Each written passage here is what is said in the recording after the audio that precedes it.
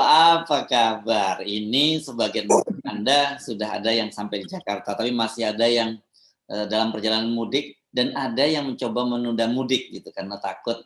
Sorry, bukan mudik, maksud saya arus balik. Ya, jadi masih ada yang mencoba menunda arus balik karena khawatir terjebak gitu ya. Tapi banyak juga yang nggak punya pilihan gitu, Bung Rocky ya, karena harus bekerja. Kalau yang bisa menunda itu biasanya pedagang sektor informal. Dia tahu juga kehidupan balik ke Jakarta problemnya juga akan sulit itu, Bung Rocky. Ya, ini soal kita adalah memaknai mudik tahun ini. Karena banyak orang promosikan, terutama kalangan istana menganggap ekonomi tumbuh karena yang mudik 85%, itu 85 juta orang. Padahal sebetulnya yang mudik itu karena ini adalah peristiwa kebudayaan, maka ada uang atau nggak ada uang, udah 2 tahun nggak ketemu orang tua dan kerabat, itu pasti dia datang ke daerah tuh untuk ya semacam kewajiban moral sehingga berupaya bahkan cari pinjaman supaya bisa mudik. Jadi beda dengan tahun-tahun yang lalu orang mudik bawa uang, sekarang orang mudik dari Jakarta dia bawa pinjaman itu, mungkin dia gadein handphonenya di Pegadaian agar supaya bisa bertemu dengan ibu bapaknya itu. Nah, itu yang menyebabkan kita harus membaca dengan cara lain bahwa ekonomi yang sulit tetapi keinginan untuk mencari kedamaian rohani itu nggak mungkin dicegah oleh ekonomi yang sulit. Nah, masalah berikutnya kalau dia pulang ke Jakarta dia mesti nebus gadean itu, dan itu yang dia pusing kan untuk Jakarta. Jadi begitu cara membaca yang disebut sebagai dalam ekonomi Indonesia ada istilah yang disebut ekonomi subsistensi itu. Jadi bertahan pada dasar yang terakhir. Nah, itu cuma ada ciri di dalam masyarakat semacam Indonesia itu. Kalau masyarakat modern nggak punya uang maka dia nggak akan mudik. Tapi ini dorongan batin, dan dorongan batin itu adalah cahaya kehidupan. Walaupun susah di kota tapi selalu ingin balik ke desa tuh. Nah, itu sebetulnya yang kita anggap sebagai local wisdom yang pemerintah mesti pahami bahwa ada keakraban yang tersisa pada masyarakat Indonesia, bukan dengan mengeksploitasi Islamofobi itu. Ya. Nah itu menarik kalau Anda mulai ngomongin soal Islamofobi. Oke, tapi saya list dulu saja ya, Bung Rocky. Nanti silakan Anda memilih apa topik-topik yang akan kita diskusikan ya, Bung Rocky ya. Satu yang jelas ini ternyata saya membaca beritanya sampai hari kemarin, tanggal 5 Mei itu setelah larangan ekspor CPO dan minyak goreng, ternyata harga minyak goreng di pasaran itu belum turun harganya. Asosiasi Pedagang menyebut harga minyak curah itu masih 20 ribuan ke atas dari harga HET 14.000. Tapi Departemen Perdagangan menyebutkan dari monitoring mereka itu harganya sudah 17 ribuan gitu. Tapi tetap saja di HET. Nah, itu satu kontras yang pertama. Yang kedua, kita melihat ternyata Pak Jokowi tetap ngotot membangun ibu kota baru ya. Kemarin sudah menerbitkan 1 PP dan 4 perpres gitu, ditambah lagi 1 keputusan Mensesnek. Jadi ini betul-betul payung hukumnya mereka siapkan. Orang juga bingung kok masih ngotot ya emang ibu kota baru. Terus ada juga soal yang tadi Anda sebut soal intoleransi ini, karena Ganjar ini kelihatannya sebagai Jokowi kecil ini masih terus jualan intoleransi sebagai jualan sebagai calon presiden, karena soal radikal yang dia jual. Padahal orang kemudian kemarin baca loh, itu urus dulu dong kemiskinan di Jawa Tengah yang dari 5 kabupaten dan kota menjadi 19 kabupaten. Itu kan sangat signifikan gitu ya. Terus kemudian, Anies ini yang dianggap karena apa? Video-video sholat Idul Fitri di mana di Jakarta International Stadium itu rupanya dikompilasi oleh Reuters dari bulan Idul Fitri di berbagai dunia. Jadi nama Indonesia diwakili di situ. Itu saya kira menarik. Nah, ada juga yang soal menarik ini ditulis oleh di Kompas saya kira oleh pakar hukum tata negara Bivitri Sutanti soal etika moral kita ya berkaitan dengan Idul Fitri. Bersamaan itu Fahri Hamzah juga membuat sebuah di Twitter ya surat terbuka kepada kepala negara dan juga pimpinan lembaga negara mengingatkan pentingnya itu common good ya, ini kebaikan bersama gitu yang sudah hilang dari kita, yang terjadi malah keburukan bersama, dan kemudian juga menyoroti soal PT 20% dan juga soal basis legitimasi dari PT 20% itu yang untuk menjadikan itu pemilu sebelumnya ya Bung Rocky ya 5 tahun yang lalu itu dijadikan basis untuk dasar pencalonan presiden tahun sekarang. Ini kan juga nggak masuk akal. Orang sudah berubah, pendukung Pak Jokowi aja sekarang sudah banyak yang tidak mendukung lagi Pak Jokowi gitu, apalagi pemilih partai yang tahun lalu gitu. Nah itu beberapa topik yang saya kira menarik kita diskusikan pada saat ini, Bung Rocky. Wah ini panjang, kita mesti bikin semacam refleksi aja tuh, bahwa kita sambungkan tadi mereka yang pulang dari kampung kembali ke Jakarta dan mau buka warung, meneruskan warungnya itu, mulai berpikir ulang bahwa mereka berharap mereka pulang dari kampung itu wartegnya itu bisa hidup lagi karena minyak goreng udah turun harganya. Ternyata enggak, tuan.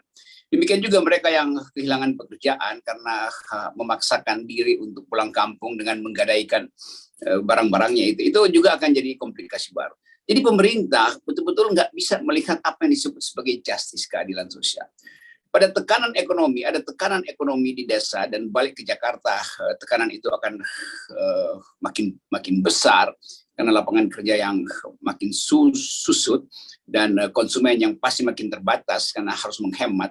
Setelah Lebaran biasanya orang pulang ke Jakarta untuk menghemat. Pada saat orang ingin menghemat karena tekanan ekonomi, Presiden Jokowi memastikan bahwa uang akan diguyurkan lagi ke IKN yang masih berbau mistik sebetulnya tuh, karena kita nggak ngerti apa dasarnya tuh pelibatan berbagai macam pajak itu untuk membiayai IKN yang orang tahu bahwa itu pasti banyak yang melanggar undang-undang karena bagaimana otorita dikasih hak untuk mengut pajak itu, dan itu artinya nggak akan ada audit segala macam. Memang bisa dibikin aturan-aturan tambahan, tapi aturan-aturan itu adalah upaya untuk sebetulnya untuk melanggar undang-undang kan, undang-undang tentang pemerintahan daerah tuh.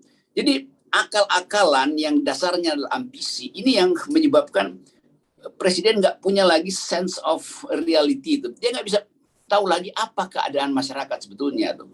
Nah ini sebetulnya dalam etika politik kita sebut bahwa kekuasaan itu jangkanya pendek, tapi ambisi membuat dia panjang gitu kan. Jadi ini sumbernya tuh. Nah karena itu relevan apa yang ditulis oleh Bivitri Susanti dan Fahri Hamzah untuk mengingatkan bahwa problem bangsa ini bukan elektabilitas tapi etikabilitas, kira-kira begitu kan. Jadi etikabilitas itu yang hilang. Menarik, ya. Dulu saya sebutkan intelektualitas, sekarang Bivitri dan Fahri Hamzah menambahkan elemen baru. Jadi pemimpin yang nggak paham etikabilitas dan tidak punya intelektualitas, pasti kapabilitasnya rendah dan legitimasinya pasti turun. Nah soal ini yang cacat di kita tuh. Tapi kita bisa pastikan bahwa tentu Pak Jokowi ingin mengasuh seseorang untuk jadi penggantinya tuh. Dan yang ada di depan mata kita cuma Ganjar, dan Ganjar. Nah kita ingin Ganjar itu jadi pemimpin yang ada etika, ada intelektualitas. Tapi kalau kita lihat kampanye Ganjar itu cuma soal radikalisme, intoleransi itu. Di mana isi pikiran masa depan? Kalau kita cuma nakut-nakutin rakyat tuh. Sementara pesaingnya Ganjar, Anies Baswedan udah beredar ke luar negeri itu. Seluruh kegiatan dia di Jakarta kemarin disorot oleh internasional. Apapun keterangannya tetap Anies bisa melampaui kemampuan konseptual dibandingkan dengan Ganjar yang diolok-olok orang sebagai Jokowi kecil karena sekedar mengedarkan, ya dia cuma bikin isu aja tuh. Lain kalau dia bilang saya Ganjar Pranowo ingin bertanggung jawab terhadap kemiskinan yang diakibatkan oleh oleh polisi saya yang gagal selama 5 tahun ini atau 10 tahun bahkan tuh. Karena Jawa Tengah itu jadi provinsi yang kemiskinannya naik 5 kali lipat itu. Jumlah kabupaten yang miskin 5 kali lipat. Nah itu sebetulnya sumber radikalisme. Kan kemiskinan adalah sumber radikalisme. Siapa yang buat kebijakan? Ya Ganjar yang bikin. Sekarang dia mau ceramain penduduk Jawa Tengah dengan radikalisme. Lo Anda sendiri yang mesti perbaiki kemiskinan supaya radikalisme tidak tumbuh. Jadi dia mau menentang kebijakannya sendiri itu. Kan itu intinya. Kalau kita pastikan logikanya, Ganjarlah penyebab radikalisme di Jawa Tengah. Kenapa? Karena kemiskinan itu adalah sumber radikalisme. Apakah kemiskinan itu berkurang? Tidak, justru bertambah. Dan itu data statistik bahwa Ganjar gagal bahkan untuk memberantas kemiskinan nggak bisa. Bahkan meninggikan kemiskinan itu kan 5 kali lipat kabupaten yang sekarang miskin di Jawa Tengah. Jadi kontras-kontras itu yang memperlihatkan pada kita kemampuan untuk membayangkan masa depan.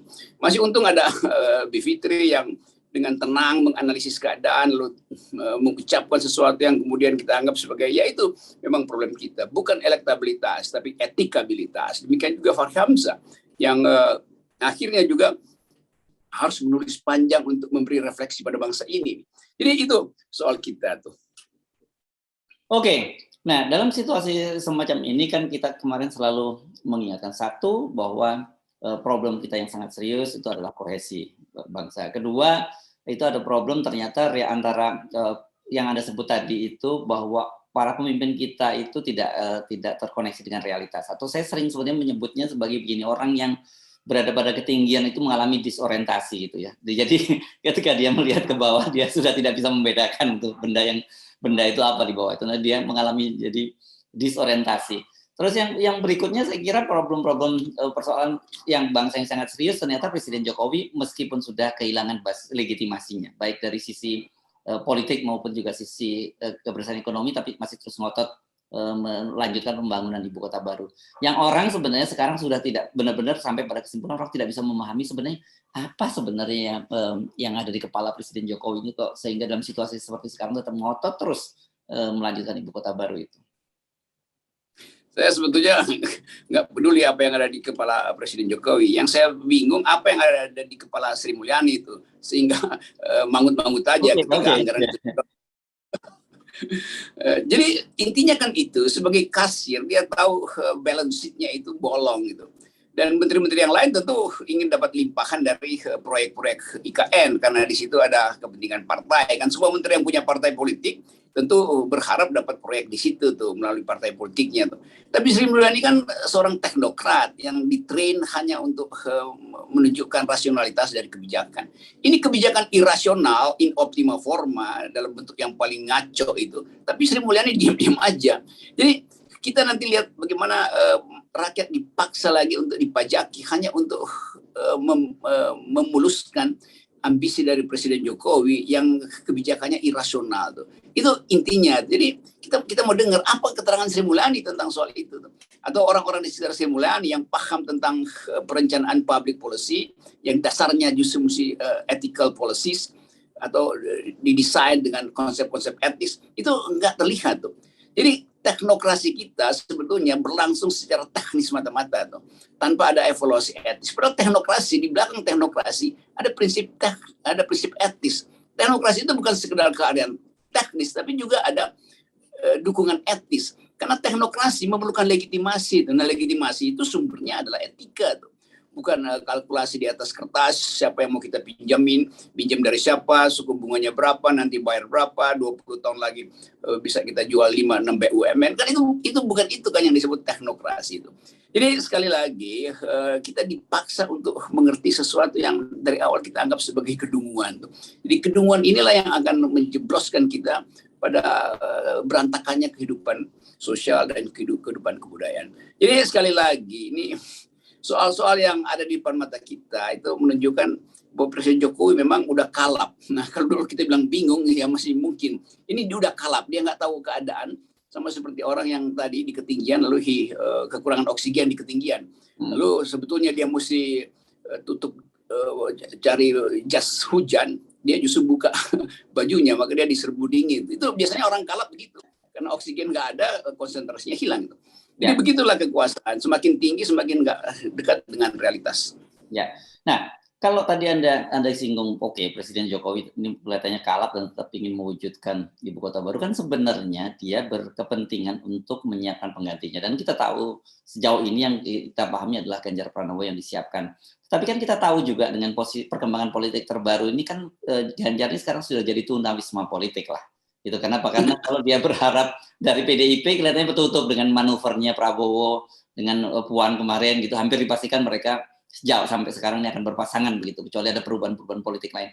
Kenapa enggak kemudian seperti juga disarankan oleh Fahri Hamzah, ya sudah hapus saja PT 20%. Dengan cara begitu Ganjar juga punya potensi dan masih ada harapan buat Jokowi untuk penggantinya yang melanjutkan berbagai mimpi-mimpi dia gitu. Iya, harusnya memang itu threshold itu dihilangkan. Bukan hanya untuk Ganjar, juga untuk Prabowo. Karena sangat mungkin juga Ibu Mega menganggap Pak Prabowo sebagai potensi, iya, tapi sebagai sebagai manifestasi agak kurang. Mungkin Ibu Mega melihat ada Pak Andika segala macam, dan di belakang itu ada orang yang merasa bahwa ya kalau PDIP nyalonin orang lain mungkin apa namanya nih konglomerat akan guyur uang lagi. Kalau Pak Prabowo mungkin di mata investor masa itu udah liability, itu agak susah tuh. Karena kalkulasi bahwa Pak Prabowo susah lagi balik diterima oleh khususnya masyarakat Muslim yang menganggap Pak Prabowo kok nggak tepat janji, katanya mau bersama rakyat kok jadinya bersama Jokowi itu. Jadi hal begini juga mestinya dihitung oleh Pak Prabowo. Tentu beliau masih punya semacam strategi, tapi kita mesti beritahu dari awal bahwa rakyat itu punya mata hati yang kadang-kala tidak bisa dibaca oleh survei. Jadi jangan sampai Pak Prabowo terjebak oleh survei, tapi ternyata realnya juga gagal. Kan itu yang mesti kita hitung tuh. Nah, lain kalau Pak Prabowo ikut berkampanye tentang 0%. Maka orang anggap oke, kalau begitu Pak Prabowo ingin mulai dari dasar demokrasi yang paling awal, itu 0%. Sehingga memungkinkan Gerindra tidak tergantung pada Ibu Mega. Kan selama ini juga ya, Pak Prabowo sebetulnya disandra Ibu Mega. Apalagi kemarin sinyalnya Pak Prabowo duluan ke Pak Jokowi daripada ke Ibu Mega. Kan itu secara politis Ibu Mega merasa, loh itu kan musuh gue, ngapain lo cari makan di situ kan? Kan gue mau siapin lo makanan istimewa. Walaupun itu nggak terucap, tapi secara kalkulasi politik tentu itu agak kurang balance sebetulnya.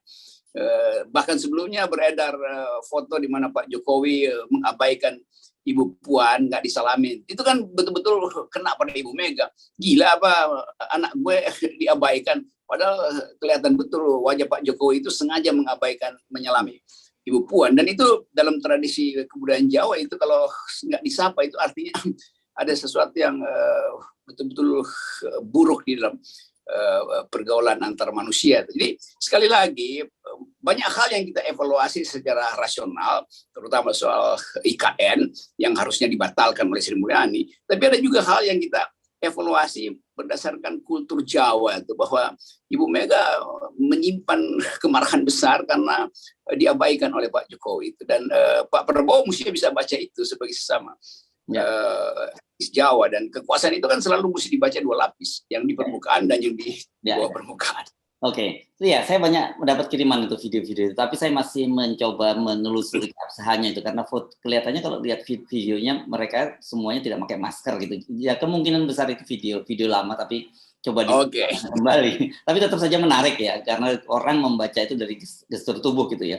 Nah, saya kemarin mengusulkan sebenarnya kan Pak Jokowi ini sekarang dalam kondisi tertekan sebenarnya dari sisi politik maupun sisi ekonomi. Sebenarnya kalau beliau mau mengubah medan pertempuran sebenarnya mudah tadi itu dengan memberi sinyal pada Mahkamah Konstitusi untuk setuju 0%. Ada dua keuntungan setidaknya yang saya perkirakan akan didapat Pak Jokowi. Pertama, mengubah medan pertempuran. Orang tidak lagi publik akan pertempurannya menghadapi Gerindra dan PDIP yang tetap bertahan dengan 20%, kan begitu. Jokowi justru mengubah, dia punya kontribusi terhadap demokrasi. Yang kedua tadi, kalau dia ingin mengajukan calon bagi Ganjar yang sudah jadi tunawisma politik sekarang, karena kalau dia berharap PDIP rasanya tertutup, dia masih punya peluang soal itu. Gitu.